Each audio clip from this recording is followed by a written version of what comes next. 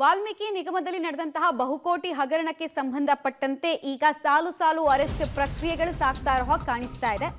ಕಾರಣ ನೆಕ್ಕಂಟಿ ನಾಗರಾಜ್ನ ಎಸ್ಐಟಿ ಅಧಿಕಾರಿಗಳು ವಶಕ್ಕೆ ಪಡೆದಿರೋದ್ರ ಬಗ್ಗೆ ಮಾಹಿತಿ ಪ್ರಾಥಮಿಕವಾಗಿ ಲಭ್ಯ ಆಗ್ತಾ ಇದೆ.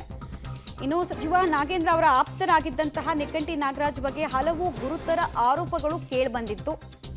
ಇನ್ಫ್ಯಾಕ್ಟ್ ಮೃತ ಚಂದ್ರಶೇಖರ್ ಅವರ ಡೆತ್ ನೋಟ್ನಲ್ಲಿ ಅನೇಕ ವಿಚಾರಗಳನ್ನು ಉಲ್ಲೇಖ ಮಾಡಲಾಗಿತ್ತು ಹಾಗೂ ನಾಗರಾಜ್ ವಿಚಾರವನ್ನು ಪದೇ ಪದೇ ಪ್ರಸ್ತಾಪ ಮಾಡಲಾಗಿತ್ತು. ಫೈನಲಿ ಈಗ ಈತನನ್ನ ಎಸ್ಐಟಿ ಅಧಿಕಾರಿಗಳು ವಶಕ್ಕೆ ಪಡೆದು ಹೆಚ್ಚಿನ ವಿಚಾರಣೆಗೆ ಒಳಪಡಿಸಿದ್ದಾರೆ.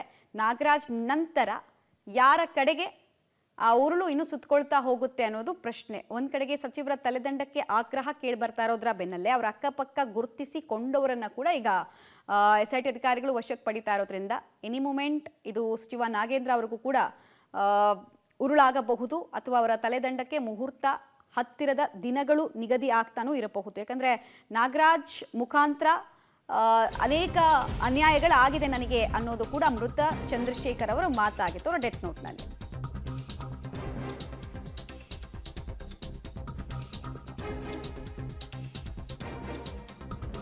ವಾಲ್ಮೀಕಿ ನಿಗಮದ ಖಾತೆಯಿಂದ ಹಣ ವರ್ಗಾವಣೆ ಕೇಸ್ಗೆ ಸಂಬಂಧಪಟ್ಟಂತೆ ಎಸ್ಐಟಿ ದಾಳಿ ವೇಳೆ ಮಹತ್ವದ ದಾಖಲೆಗಳನ್ನೆಲ್ಲ ಜಪ್ತಿ ಮಾಡ್ಕೊಂಡಿದ್ದಾರಂತೆ.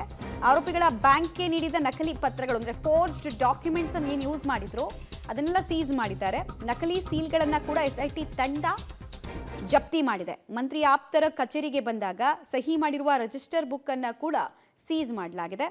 ಇಬ್ಬರು ಆರೋಪಿಗಳ ಸಮ್ಮುಖದಲ್ಲೇ ದಾಖಲೆಗಳನ್ನ ಜಪ್ತಿ ಮಾಡೋ ಕೆಲಸವನ್ನ ಎಸ್ಐಟಿ ಅಧಿಕಾರಿಗಳು ಮುಂದಾಗಿದ್ದಾರೆ. ಫೋರ್ಜ್ಡ್ ಡಾಕ್ಯುಮೆಂಟ್ಸ್ ಕೂಡ ಅದರಲ್ಲಿ ಇತ್ತು ಅನ್ನೋದು ಬಹಳ ವಿಶೇಷ. ಮತ್ತು ಎಷ್ಟು ದೊಡ್ಡ ವ್ಯವಸ್ಥಿತ ಹಗರಣ ಇದು ಅನ್ನೋದು ಕೂಡ ನಾವಿಲ್ಲಿ ಗಮನಿಸಬೇಕಾಗತ್ತೆ. ಫೈನಲಿ ಎಸ್ಐಟಿ ಅಧಿಕಾರಿಗಳು ಒಂದಷ್ಟು ಸಾಕ್ಷ್ಯಗಳ ಸಂಗ್ರಹವನ್ನು ಮಾಡ್ತಾ ಇದ್ದಾರೆ. ತಪ್ಪಿತಸ್ಥರಿಗೆ ಇಷ್ಟೇ ವೇಗದಲ್ಲಿ ಶಿಕ್ಷೆ ಆಗುತ್ತಾ ಅನ್ನೋದು ಕೂಡ ಕುತೂಹಲ, ಮತ್ತು ಯಾರ್ಯಾರಿಗೆ ಇದು ಉರುಳಾಗುತ್ತೆ ಅನ್ನೋದು ಕೂಡ ಅಷ್ಟೇ ಕುತೂಹಲ. ಡೀಟೇಲ್ಸ್ ಕೊಡ್ತಾರೆ ನಾಗೇಶ್, ಇಲ್ಲಿ ತನಕ ಏನೇನೆಲ್ಲ ಸೀಸ್ ಮಾಡಿದ್ದಾರೆ, ಸಾಕ್ಷ್ಯ ಸಂಗ್ರಹದ ಕೆಲಸ ಹೇಗಾಗಿದೆ, ಹಾಗೆ ಈ ನೆಕ್ಕಂಟಿ ನಾಗರಾಜ್ನ ವಶಕ್ಕೆ ಪಡೆದಿರೋ ವಿಚಾರದಲ್ಲಿ ಹೆಚ್ಚಿನ ಡೀಟೇಲ್ಸ್ ಏನಿದೆ? ಮಮತಾ, ಈಗಾಗಲೇ ವಾಲ್ಮೀಕಿ ನಿಗಮ ಮಂಡಳಿಯಲ್ಲಿ ಆಗಿರುವಂತಹ ಅಕ್ರಮದ ಬಗ್ಗೆ ಸರ್ಕಾರ ಎಸ್ಐಟಿ ರಚನೆ ಮಾಡಿದ್ದು, ಎಸ್ಐಟಿ ಅಧಿಕಾರಿಗಳು ಪ್ರಕರಣ ಸಂಬಂಧಪಟ್ಟಂತೆ ತನಿಖೆಯನ್ನ ಮಾಡ್ತಿರುವಂತದ್ದು.